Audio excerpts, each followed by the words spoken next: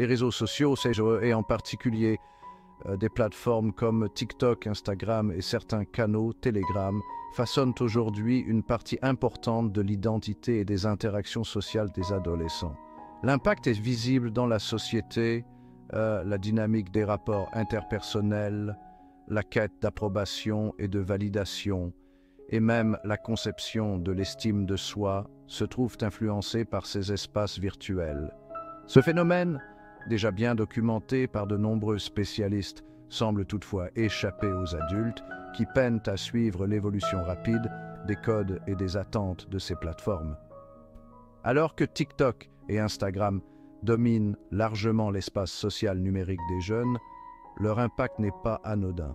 Un exemple frappant de cette influence s'est produit dans un supermarché où une adolescente a refusé de céder sa place à des personnes âgées et handicapées en leur lançant un « Moi j'ai 3000 abonnés sur TikTok et toi, t'es rien ». Ce type d'attitude est révélateur des dégâts potentiels que peuvent engendrer des applications construites autour de la validation numérique. Selon une étude de Common Sense Media, 63% des adolescents sont utilisateurs réguliers de réseaux sociaux, avec une augmentation de 17% pour l'utilisation quotidienne entre 2015 et 2023. TikTok et Instagram sont aujourd'hui les plateformes favorites des jeunes entre 13 et 18 ans, avec une prédominance chez les filles et les jeunes adolescents de 13 à 15 ans. Les chiffres ne se contentent pas de montrer la prévalence de ces réseaux sociaux. Ils révèlent aussi leur impact inquiétant sur la santé mentale et les comportements sociaux. Dépression et anxiété, 41% des adolescents qui utilisent TikTok plus de 3 heures par jour signalent des symptômes liés à la dépression et à l'anxiété, contre seulement 23% des utilisateurs qui y passent moins d'1 heure. Harcèlement et cyberviolence.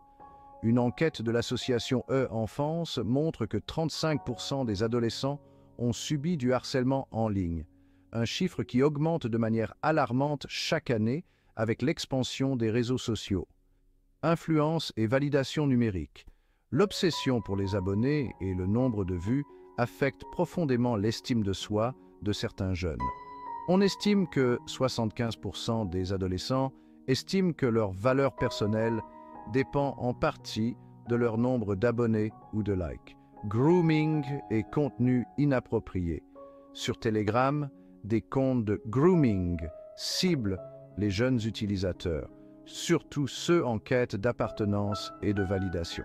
L'ONG Thorn estime qu'un adolescent sur 5 a été approché en ligne par des adultes mal intentionnés. Les chiffres montrent l'ampleur du problème, mais ce sont souvent les histoires de la vie quotidienne qui révèlent les réalités les plus inquiétantes de l'impact des réseaux sociaux sur les adolescents.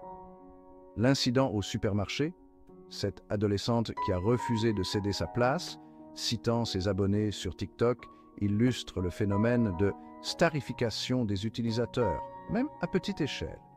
Le fait de se sentir plus importante que les personnes âgées ou handicapées montre comment la notoriété numérique crée parfois un fossé entre les jeunes et le respect des valeurs de base. Le gardien de sécurité a dû intervenir pour qu'elle laisse finalement passer les personnes en besoin, mais pas sans insulte de sa part, en les traitant de moins que rien. L'obsession de la perfection sur Instagram. Un autre cas concerne une jeune fille de 14 ans, Clara, qui a fait de la chirurgie esthétique pour ressembler à ses influenceuses favorites. Encouragée par des défis viraux et des modèles de beauté irréalistes, elle a convaincu ses parents de financer une rhinoplastie en guise de cadeau d'anniversaire. Malgré cela, Clara a ressenti un vide intérieur et a fini par développer une dépression sévère, un exemple déchirant des standards irréalistes véhiculés par Instagram. Les challenges extrêmes de TikTok, le cas de Martin, 15 ans, est également révélateur de l'influence dangereuse de certains défis sur TikTok. Influencé par un challenge populaire sur la plateforme, il a tenté de sauter d'un pont dans une rivière pour obtenir des likes et impressionner ses amis. Bien qu'il ait survécu, il a subi de multiples fractures et est resté hospitalisé plusieurs mois. Ce type d'incident met en lumière le pouvoir de la validation numérique qui poussent certains adolescents à mettre leur vie en danger. Face à ces constats alarmants, il est crucial de réfléchir à des solutions qui permettront de protéger les jeunes des dérives des réseaux sociaux. Les solutions sont multiples, mais elles reposent principalement sur 3 axes: l'éducation, la réglementation et la collaboration avec les plateformes, éducation aux médias et sensibilisation. Les parents et les écoles ont un rôle central dans l'éducation des jeunes face aux réseaux sociaux. Mettre en place des programmes éducatifs qui enseignent la gestion des émotions, le rapport à l'image et la critique des contenus est essentiel. Sensibiliser les jeunes dès le plus jeune âge à l'importance de l'estime de soi en dehors des likes et des abonnés pourrait les aider à adopter un usage plus sain des réseaux. Régulation des contenus et âge minimum, en imposant des limites plus strictes aux plateformes, notamment en matière de vérification de l'âge et de contrôle des contenus, les autorités pourraient réduire l'exposition des mineurs à des contenus potentiellement dangereux. La loi britannique sur les contenus en ligne, Online Arms White Paper, est un exemple concret de réglementation visant à protéger les jeunes des contenus inappropriés. Collaboration avec les plateformes, les réseaux sociaux doivent être responsabilisés face à l'impact de leurs algorithmes. Des collaborations entre les plateformes et les organisations pour la jeunesse pourraient permettre d'offrir des contenus éducatifs et positifs, tout en freinant la promotion de comportements à risque. Encourager des activités hors ligne, promouvoir des activités créatives, sportives et culturelles hors ligne pourrait aider les jeunes à rediriger leur énergie et leur quête de validation vers des interactions plus authentiques et enrichissantes. Outils de contrôle parental. Les outils de contrôle parental adaptés peuvent aussi contribuer à réduire l'exposition des jeunes aux contenus inappropriés. Plusieurs applications permettent aujourd'hui aux parents de limiter le temps d'écran de leurs enfants et de filtrer certains types de contenus. Renforcer le soutien psychologique. Les adolescents sont parfois peu enclins à partager leurs préoccupations en ligne avec leurs parents ou enseignants. Proposer des lieux d'écoute spécialisés pour les jeunes en difficulté, comme des consultations psychologiques en milieu scolaire, pourrait favoriser un dialogue ouvert sur les défis liés aux réseaux sociaux.